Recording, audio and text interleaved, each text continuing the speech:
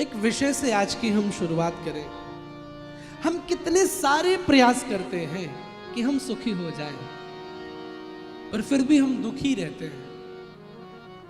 किसी बाबा ने बताया कि पैसा मत कमाओ, सब मोह माया है। हमने कमाना छोड़ दिया, तब दुखी हो गए। किसी ने कहा कि नहीं नहीं पैसा बहुत जरूरी है, तो बहुत पैसे के चक्कर में जिंदगी दिन रात दौड़ भाग में लगी, तब दुखी है। किसी ने कहा कि बाबा बन जाओ, सुखी हो जाओगे। बाबा बन गए तो प्रसिद्धि की चाहत में दुखी है। किसी ने जो हमें जिसने बताया, कोई कहता है बेटा होगा तो सुख होगा, बेटा हो गया तो बेटा अगर नालायक निकल गया तो दुखी है। हम जीवन को कैसे जिए जो हम सुखी हो जाएं? और ये प्रश्न केवल हमारा नहीं है। यहां पर बैठे हुए मैंने पहले दिन कहा था, अगर मैं किसी से यहां पूछूं, डॉक्टर साहब बैठे हुए, हाउ आर यू, तो एवरी पर्सन कहेगा sir I am very fine.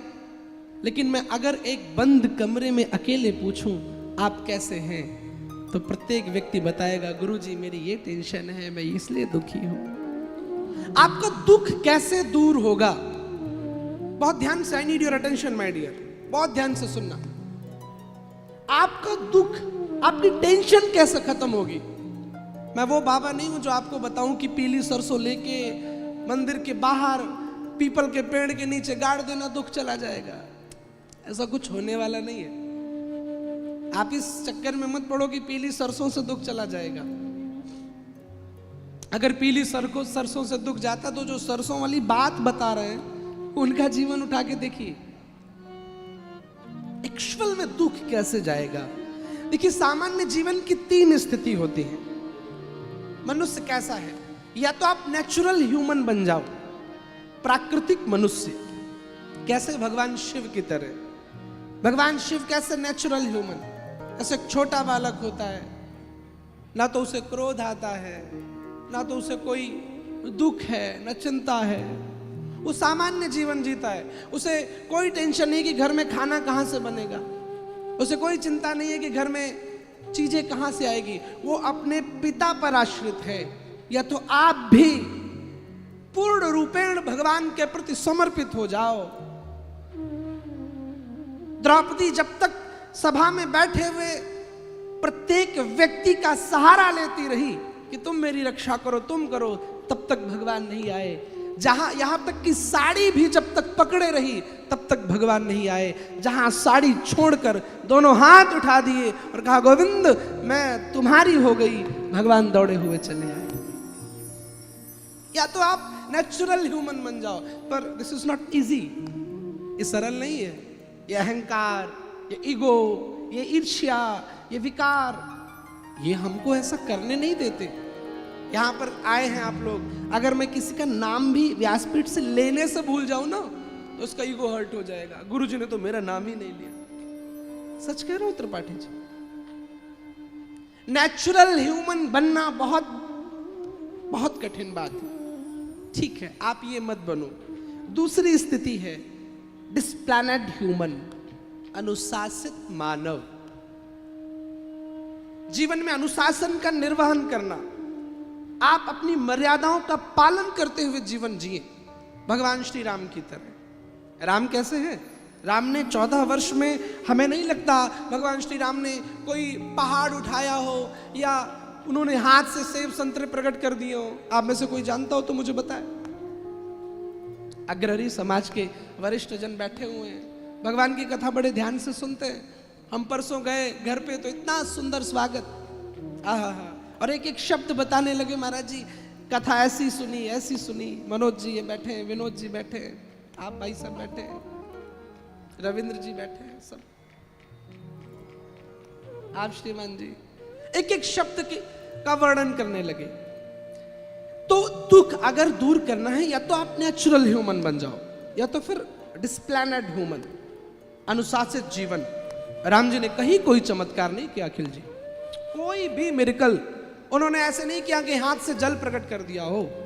शायद 14 वर्ष में बहुत लंबी पूजा भी नहीं उन्होंने की होगी। हमें नहीं लगता कि राम जी ने बहुत बड़ी कोई पूजा की होगी। और रावण, दोनों में अगर पुजारी की तुलना की जाए तो रावण बहुत ज्यादा अच्छा पुजारी है। राम और रावण में अगर विद्वता की बात की जाए, शाब्दिक और कागजी ज्ञान, तो रावण ज्यादा उसमें आगे है। लेकिन डिसिप्लिन्ड ह्यूमन नहीं है, अनुशासित मानव नहीं है। राम ने मर्यादा का पालन किया। एक पति की मर्यादा कैसी होनी चाहिए, श्री राम से सीखिए। एक पुत्र की मर्यादा कैसी होनी चाहिए, श्री राम से सीखिए। जीवन में मर्यादाओं का पालन करते रहना। मैं बेटा कैसा बनूं, मैं पुत्र कैसा बनूं, मैं भाई कैसा बनूं, मैं मानव कैसा बनूं। कौन है इंसान? ये गोरी चमड़ी वाला ये शरीर तो आपका है, पर वास्तविक मानव कहलाने के आप तब योग्य हैं। किसी ने बड़ी सुंदर बात कही, किसी के काम जो आए उसे इंसान कहते हैं, पराया दर्द अपनाए उसे इंसान कहते हैं। लेकिन आज पराये व्यक्ति का दर्द तो छोड़िए, अपनों के लोग साथ नहीं है। यहां पर जितने डॉक्टर्स बैठे हुए हैं, आप देखते होंगे हॉस्पिटल में कुछ लोग ऐसे आते होंगे जिनकी पेंशन आती है ना दादाजी की, उनकी सेवा ज्यादा होती है। और जिनकी पेंशन नहीं है, जिनके पास कुछ नहीं है, उनके घर वाले भी अच्छी दवा कराने के लिए पीछे हट जाते हैं। ठीक है, जाने दो। क्या मानव जीवन ऐसा होना चाहिए? कभी कभी तो मुझे सोच करके बहुत शर्म आती है, क्या हम यही भारतीय हैं जहां पर अतिथि के लिए, अतिथि के स्वागत को भी यज्ञ का रूप दिया गया है, अतिथि यज्ञ। उस देश में आज जीवन व्यक्ति जी नहीं रहा है, जीवन ढो रहा है। अनुशासित, राम जी ने कितना अनुशासित जीवन जिया। जिस समय राम जी ने रावण का वध कर दिया तो रावण की पत्नी मंदोदरी आई और कहा किसने मारा है? कहा दो तपस्वी आए हैं, उन्होंने वध किया है। कौन है? मैं देखना चाहती हूं। क्यों? क्योंकि मेरे पति रावण में बहुत सारे गुण हैं, कौन सा एक गुण उसमें ज्यादा है उसे मैं परखना चाहती हूं। आगे ठीक है, समुद्र के किनारे बैठे, जाओ। मंदोदरी गई, राम जी पीठ करके समुद्र की ओर मुख करके और पीठ पीछे करके बैठे हुए थे। रावण की परछाई उस जल में पड़ी, राम जी खड़े हो गए और खड़े होकर के राम जी ने प्रणाम किया। आप कौन हैं? मंदोदरी ने कहा कि मैं रावण की पत्नी मंदोदरी हूं। राम जी शोक व्यक्त करने लगे। मंदोदरी कहती मैं शोक व्यक्त कराने नहीं आई, मैं तो ये देखने आई हूं कि मेरे पति में हजारों गुण हैं, आप में वो कौन सा एक गुण ज्यादा है? राम जी ने कहा देख लिया?